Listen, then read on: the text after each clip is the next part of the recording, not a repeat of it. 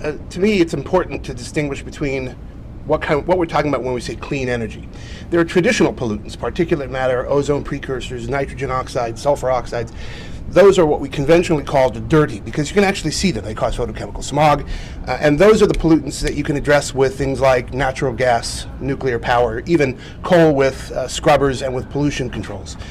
What have been folded into clean energy recently are the greenhouse gases. And I think that's a very important distinction because it's extremely hard to control the greenhouse gases. Carbon dioxide is a very difficult chemical to control, much more difficult than any of the other previous pollutants we've dealt with. So I think, I'm not really sure we should have the greenhouse gases in the clean energy discussion because they're really a separate entity and they have to be approached completely differently. It's very interesting that you make that distinction when they are a pollutant that cause major public health impacts as well as threaten our security. When we've heard from so many military experts, it's a huge security issue. And when I think about clean energy, what I love about energy efficiency and renewable energy is that you have these co-benefits for health, for security, and for job creation, and for American competitiveness as well. And the fact that increasing our energy efficiency reduces the amount of money that we spend per unit of GDP on energy. So it's a major expenditure for the American economy. So energy efficiency, number one. Renewable energy, absolutely. And then looking at the others, what I'd like us to do is just let's have this level playing field, a conversation about what technologies cost, what the return on investment is, whether it's jobs, whether it's the actual income that's returned on that investment, the health benefits, and the security benefits. And let's look at it all. And let's look at the government subsidies. And so when we talk about whether it includes nuclear, whether it includes some forms of cleaned up coal, to the extent that's even possible technologically at this point. That's an area we might agree on, because I have, as I've written before, the idea of capture and storage of greenhouse gas emissions, I think, is a non-real tactic. I think it's like a bit like a unicorn. You'd like to have them, but it doesn't really exist. So the best you're going to get with clean coal is to control the conventional pollutants. Yeah, and I think what we struggle with now is that we don't have an Office of Technology Assessment, which we used to have a nonpartisan Office of Technology Assessment on Capitol Hill, and it was like the Congressional Budget Office, and it would assess technologies, and it would come in and say, okay, are we ready to regulate, and are the technologies cost feasible? We need that, because right now we have lobbyists fighting with their data, like we're fighting with our data today on the show. These things are tricky. These things are really tricky. I mean, you know, if you look at cost-benefit analysis, or you look at the way EPA models pollutants and how they affect things, the methodologies change over time. For instance, EPA just recently moved away from actually measuring pollutant levels in the air to using a computer model to estimate what the pollutant level in the air is. That leads to radically different distributional patterns and assumptions of who's exposed and at what level, and that changes the risk calculation dramatically from previous versions. And so you have to really dig into each one of these cost estimates and benefit estimates. Absolutely. And the question of, energy independence. Well, with electricity, we're already independent.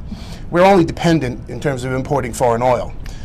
And the question is whether or not we can do anything about that. Our number one source of foreign oil is Canada. Our number three source is Mexico. Our number two source is Saudi Arabia, with whom we have an extensive, generally extensive peaceful relations. So these are really complicated questions, and I agree with you, we need a dialogue. The thing is, we need 1,000 little individual dialogues to really get into this stuff. I think, well, one of the clearest, best ways to get off of that imported oil is to move to more efficient automobiles. And so by electrifying, bringing electrified cars, plug-in hybrids as we transition to a full electrification of our systems, we need to ramp up our electricity generation in this country, which means that we need to dramatically increase the amount of electricity that we're generating in this country in order to meet the demands of that new automotive fleet. But you have to be careful. So we are not going to stay independent unless we dramatically increase those investments. But you have to be really careful what you ask for. I mean, there were studies done that with the existing energy mix, unless we have a radical increases in solar and wind, moving a significant fraction of our vehicle fleet to electric power increases conventional and greenhouse gas pollutants. I don't know what study you're citing, but that's absolutely not true. According to there are 3 or 4 studies that Department all of Energy's show this. Battelle National Lab, the Electric Power Research Institute, assume, which is the utility's own think tank. That it's going to be green energy. No, absolutely not. This is the cars. existing current day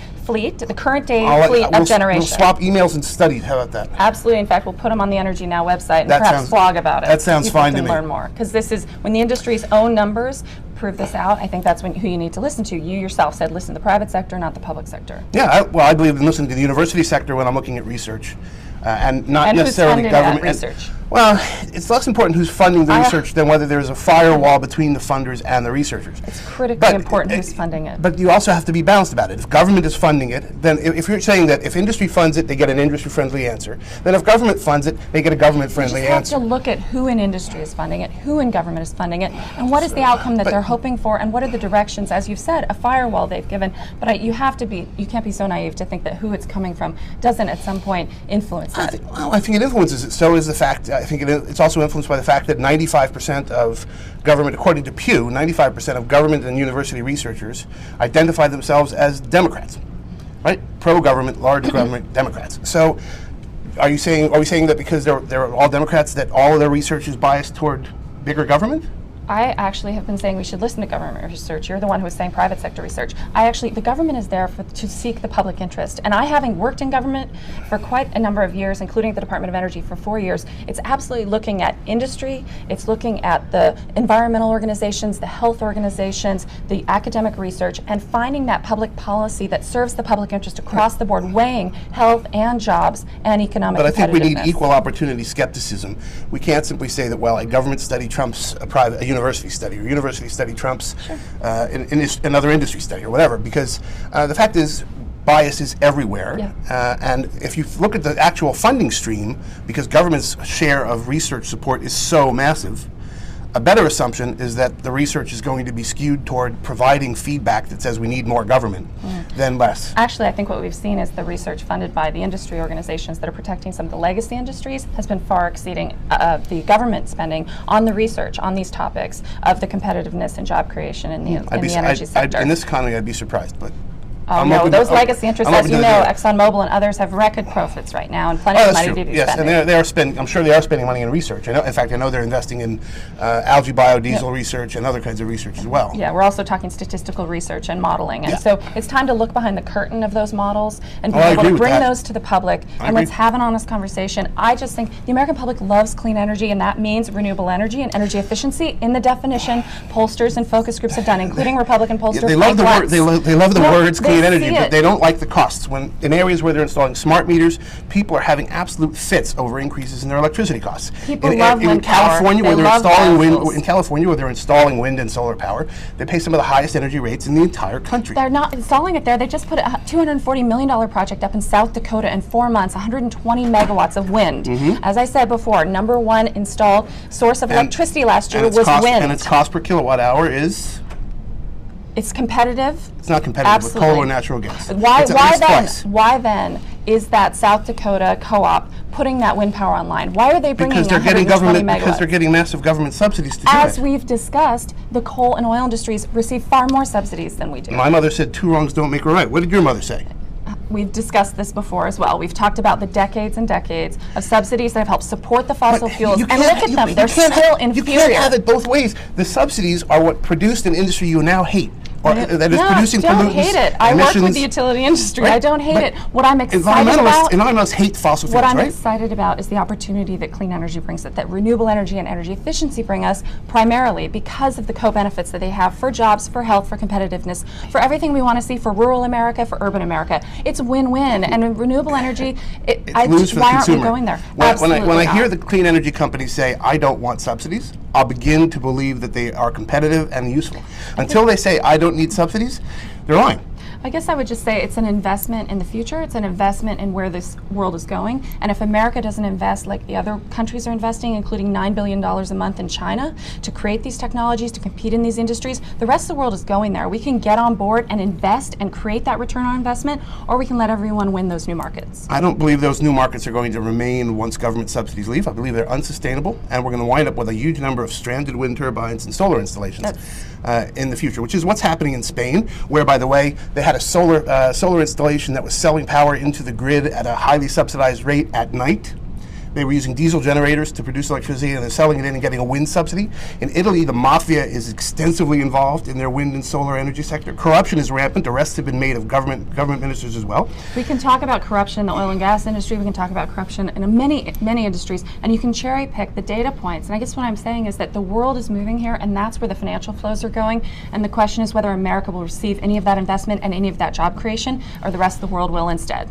Though that is a question, and the other question is whether or not the America, by not going there, will avoid making expensive and tragic mistakes, will avoid another ethanol monstrosity, and will be better off at the end of the day. In countries that waste their time on technologies that won't work. Look at what Brazil did in ethanol. Look what they did with sugarcane-based ethanol there, right? They saved themselves $80 billion a year because of oil imports that they no longer have to make because they are supporting over decades. They happen to have sugarcane. They happen to have sugarcane. And we have advanced ethanol now. Yes, and we have second-generation ethanol, cellulosic ethanol, et cetera, that are coming online after the corn-based ethanol, which we all agree is an inferior Cellulosic ethanol is not going to be online. Even the biggest company that's investing in it says it will be at least 7 years away.